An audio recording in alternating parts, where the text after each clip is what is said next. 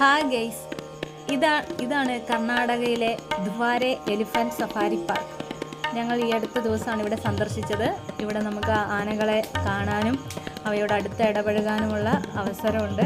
ഇത് കർണാടക ഗവൺമെൻറ്റിൻ്റെ ടൂറിസം ഗവൺമെൻറ്റിൻ്റെ കീഴിലാണ് വരുന്നത്. ഇതിൽ പ്രത്യേകത എന്തെന്ന് വെച്ചാൽ ആനകൾ കുളിക്കുന്നതും നമുക്ക് അതുപോലെ അവരുടെ ബാക്കിയുള്ള ഫുഡ് കൊടുക്കുന്നതും ഒക്കെ നേരിട്ട് കാണാൻ കഴിയുന്നതാണ്. ആനകളുടെ അടുത്ത് നമുക്ക് അടുത്ത് ഇടപഴകാമെന്നാണ്. നമ്മൾ കുറച്ച് പേടിയായതുകൊണ്ട് മലയാളീസ് പൊതുവെ അത്രത്തോളം ഇടപഴകുന്നില്ലെങ്കിൽ കൂടി അന്യ സംസ്ഥാനങ്ങളിൽ നിന്നുള്ളവർ കൂടുതലായിട്ട് ആനകളുടെ അടുത്ത് പോകുന്നതും കുളിപ്പിക്കുന്നതും ഒക്കെ നമുക്ക് കാണാവുന്നതാണ്. എങ്കിൽ കൂടി നമ്മൾ ഇത്രയും വന്യജീവികളായതുകൊണ്ട് തന്നെ നമ്മൾ വളരെയധികം ശ്രദ്ധിക്കേണ്ട ഒരു സ്ഥലം കൂടിയാണിത്.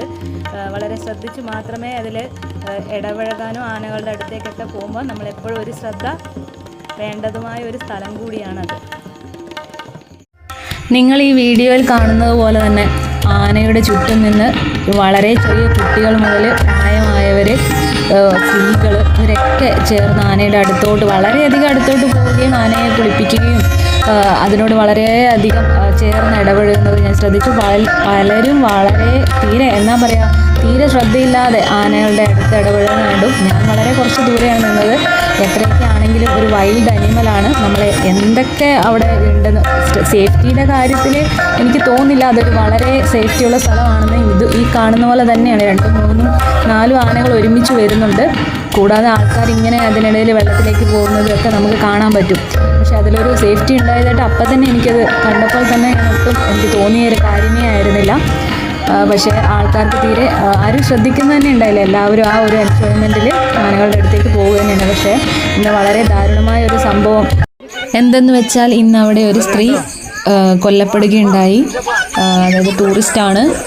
നിങ്ങൾ ഈ വീഡിയോ കാണുന്ന പോലെ തന്നെ ആനകളെ ഒന്നൊന്നായിട്ട് കുളിക്കാൻ വേണ്ടിയിട്ട് കൊണ്ടുവരികയാണ് പുഴയിലോട്ട് ചെയ്യുന്നത്. ഒരു സമയത്ത് തന്നെ പുഴയിൽ 3-4 ആനകൾ കുളിക്കുന്നുണ്ടാവും. ഒന്ന് കുളിച്ച് കഴിയുമ്പോൾ അടുത്തതിനെ കൊണ്ടുവരുന്ന രീതിയിലാണ് ക്രമീകരിച്ചിരിക്കുന്നത്. എങ്കിൽ കൂടി ഈ വരുന്ന വഴിയിലും ആന കുളിക്കുന്ന സ്ഥലത്തും വളരെയധികം ആൾക്കാർ, അതായത് ടൂറിസ്റ്റുകൾ തന്നെയാണ്. അവർ യാതൊരുവിധ പേടിയും ഇല്ലാണ്ടാണ് അവർ നിൽക്കുന്നത്. വേറെ പ്രത്യേകിച്ച് സുരക്ഷകളൊന്നും തന്നെ അവിടെ ഇല്ലാതാനും. ഇങ്ങനെ ഉള്ള ഒരു സമയത്ത് ആനകൾ തമ്മിൽ സംഘർഷം ഉണ്ടാവുകയും ഒരാനയുടെ ഇടയിൽപ്പെട്ടിട്ടാണ് അവർ മരിക്കുന്നതും. ഇതെല്ലാം കാണുമ്പോൾ ഇന്നിപ്പോൾ ഈ വീഡിയോ അപ്ലോഡ് ചെയ്യുമ്പോഴാണ് ഈ വാർത്ത വരുന്നത്. വളരെ വിഷമകരമായൊരു സാഹചര്യത്തിലാണ് പറയുന്നത്. എങ്കിൽ കൂടി അത് പറയാതിരിക്കാൻ വയ്യ. ഇതൊക്കെ തന്നെയാണ് കാര്യമെങ്കിലും ഒരു കാര്യം പറയാതെ വയ്യ. വളരെ മനോഹരമായ ഒരു സ്ഥലം തന്നെയാണിത്. അവിടെ കണ്ട കാഴ്ചകളൊക്കെ അത്രയേറെ പ്രിയപ്പെട്ട ഒരു കാഴ്ച തന്നെയാണ്. ആനകളുടെ കാര്യങ്ങളൊക്കെ കണ്ടതൊക്കെ മനസ്സിൽ നിന്ന് മായാത്ത ഒരു കാഴ്ച തന്നെയാണ്. ഇത് ശരിക്കും പറഞ്ഞാൽ നമ്മുടെ കേരളത്തിനോട് ചേർന്ന് സ്ഥിതി ചെയ്യുന്ന ഒരു എലിഫൻറ്റ് സഫാരി പാർക്കാണ്.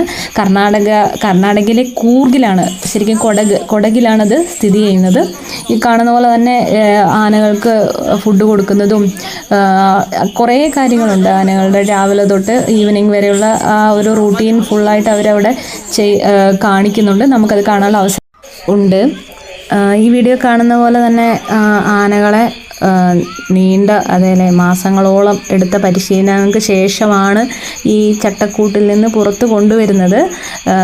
ഇതെല്ലാം കാണുമ്പോൾ ആനകളെല്ലാം അവിടെ ആ ഒരു സാഹചര്യം കാണുമ്പോൾ നമുക്ക് തന്നെ വിഷമം തോന്നും. കണ്ടില്ലേ ഒരാന, അതിന് ദേഷ്യം വരുന്നുണ്ടാവും. കഠിനമായ വെയിലിൽ ഇങ്ങനെ മണിക്കൂറുകളോളം അതിനെ നിർത്തി ആൾക്കാരുടെ മുന്നിൽ പ്രദർശിപ്പിക്കുകയാണ് ചെയ്യുന്നത്. ഒരു കണക്കിന് അതൊക്കെ നമുക്ക് കാണുമ്പോൾ ഇതായി തോന്നുമെങ്കിൽ നമുക്ക് സന്തോഷത്തിന് വേണ്ടിയാണെങ്കിൽ കൂടി കർണാടകയിലൂടെ ഒഴുകുന്ന പ്രധാന നദിയായ കാവേരി നദിയുടെ തീരത്താണ് എലിഫൻ്റ് ക്യാമ്പ് സ്ഥിതി ചെയ്യുന്നത്.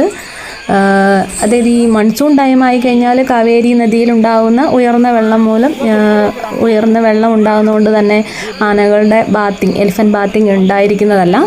ആ സമയത്ത് അതായത് കയാക്കിംഗ് പോലെയുള്ള ഫെസിലിറ്റീസ് അവൈലബിൾ ആണ്. എപ്പോഴെങ്കിലും നമുക്ക് ജീവിതത്തിൽ ഒരിക്കൽ പോയി കണ്ടിരിക്കേണ്ട മനോഹരമായ ഒരു സ്ഥലം കൂടിയാണിത്. എങ്കിൽ കൂടി എപ്പോഴും പോകുമ്പോൾ നമ്മൾ തന്നെ ഒരു സ്വയം നിയന്ത്രണം എല്ലാ കാര്യത്തിലും വെക്കണം. ഏത് ടൂറിസ്റ്റ് പ്ലേസ് ആണെങ്കിൽ നമ്മുടെ മേലെ ഒരു കൺട്രോൾ ഉണ്ടായിരിക്കണം. അതുകൊണ്ട് എല്ലാവരും ഒരിക്കലെങ്കിലും അവിടെ വിസിറ്റ് ചെയ്യുക. Okay, by.